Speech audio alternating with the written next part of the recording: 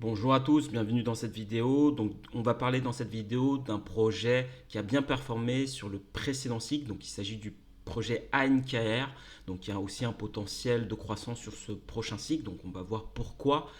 On va voir dans cette vidéo la macroéconomie, l'analyse fondamentale, l'analyse technique et la psychologie de marché pour ANKR. Donc, avant de commencer, n'hésitez pas à vous abonner. Donc, cette chaîne, on va parler de crypto-monnaie, de small cap, de mid cap. Je vais vous donner des stratégies de positionnement moyen-long terme, des stratégies de prise de profit, des stratégies également de comprendre la psychologie de marché. Vous retrouvez également des résumés de livres. Vous allez retrouver également des cours sur l'investissement. Donc, au fur et à mesure, ça va vous permettre de monter en compétences, de mieux timer vos positions d'entrée, de bien choisir les crypto-monnaies qui peuvent vous intéresser, et notamment les critères de sélection pour les crypto-monnaies. Alors, ANKR, c'est quoi? Donc, ANKR, c'est une plateforme de blockchain décentralisée, donc qui offre plusieurs solutions intéressantes, que ce soit pour les développeurs, les entreprises et les utilisateurs de la blockchain. Donc là, on peut voir un peu leur site internet. ANKR, bon, c'est soutenu par des gros, par Microsoft, par Tencent, par Nansen, par Zetablock, Stellar. Donc plusieurs grands noms utilisent ANKR déjà. Donc ça offre plusieurs solutions, aussi bien comme je vous disais, une infrastructure décentralisée, du stacking, des services de cloud computing, des API, des outils de développement. Donc ANKR, c'est une blockchain en tout cas, qui rend les services de la blockchain beaucoup plus abordables, chose qui est quand même importante, et plus facile d'utilisation. Donc ça, c'est pour la vision vraiment du projet. Personnellement, le fait que Microsoft utilise ce projet-là, cette solution, que le Web3 commence à prendre de l'ampleur.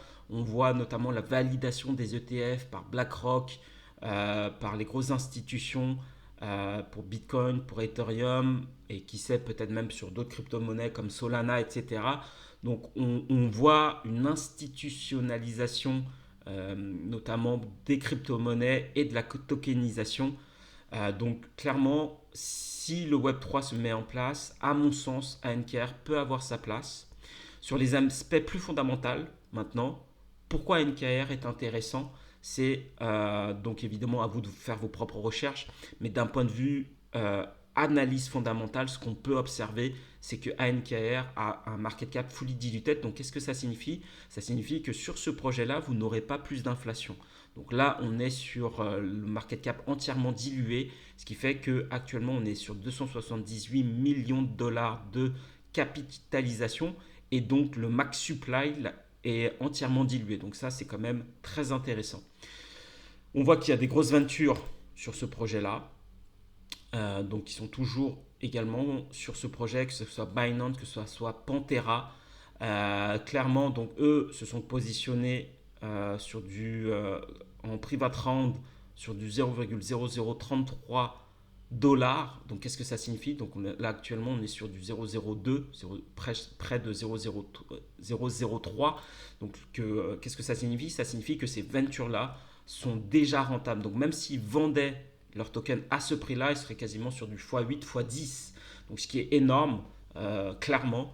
Maintenant, si ils visent également euh, un prix plus intéressant, potentiellement, ça serait intéressant de se positionner et de retirer leurs gains avec eux au fur et à mesure. Donc techniquement, qu'est-ce que ça nous donne? Où est-ce qu'on en est sur ANKR? Donc si on trace Fibonacci, Fibonacci est un outil quand même très intéressant, notamment sur du weekly, également sur des time frames plus bas, mais c'est quand même c'est un outil que j'utilise quand même très régulièrement, donc notamment pour rationaliser ma position, mon entrée. Donc là où est-ce qu'on en est? Hop, on va rajouter. Donc, alors, où est-ce qu'on en est? On voit qu'on vient parfaitement taper les 0,886. Donc, c'est des zones idéales, notamment pour l'investissement en crypto-monnaie. Sachez que les crypto-monnaies, c'est quand même très volatile, et on a des retracements qui sont très forts, qui peuvent aller jusqu'à du 0,886, même du 0,95 pour certains projets. Donc ça ne veut pas dire qu'on ne peut pas aller plus bas.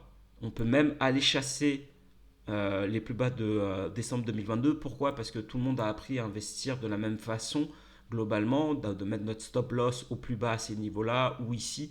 Donc clairement, si le marché veut aller chasser ces stop loss, notamment pour aller chercher de la liquidité avant de se retourner, c'est totalement possible, surtout que c'est des projets qui sont quand même faiblement capitalisés, moins de 500 millions, qui offrent effectivement des avantages plus forts que Bitcoin. Là où Bitcoin, bon, bah, c'est déjà plus d'1 trilliard de dollars. Si actuellement vous rentrez sur Bitcoin, pour faire un x2, il faut plus de 2 trilliards de dollars, ce qui est énorme. Sur ANKR, on est sur 250 millions de market cap. Pour nous faire du x2, il faut moins d'argent pour ANKR. Néanmoins, comme c'est plus volatile, ça offre des rendements potentiellement plus intéressants, mais la volatilité peut être très forte. Elles sont moins c'est des projets moins liquides, donc on peut très bien aller chasser ces plus bas également. Donc il faudrait potentiellement attendre cette chasse-là, attendre un retournement en termes de prix, de revoir une nouvelle dynamique haussière s'installer et là potentiellement se repositionner. Et il faudra aussi voir où en est le Bitcoin, puisque quand même Bitcoin drive le marché, Bitcoin et Ethereum, avec l'arrivée de l'ETF Ethereum. Néanmoins, on reste actuellement dans une zone intéressante. Donc, en termes de prise de profit potentiel, donc maintenant, où est-ce qu'on en est sur les prises de profit? Donc, qu'est-ce qu'on peut viser en target, en objectif? Hop, donc je vais le faire sans les mèches. Donc, en zone de rechargement de short, si on va chercher du 0,618, et supposons qu'on revient ici, donc ça nous offrirait quasiment du x3, ce qui est plutôt intéressant.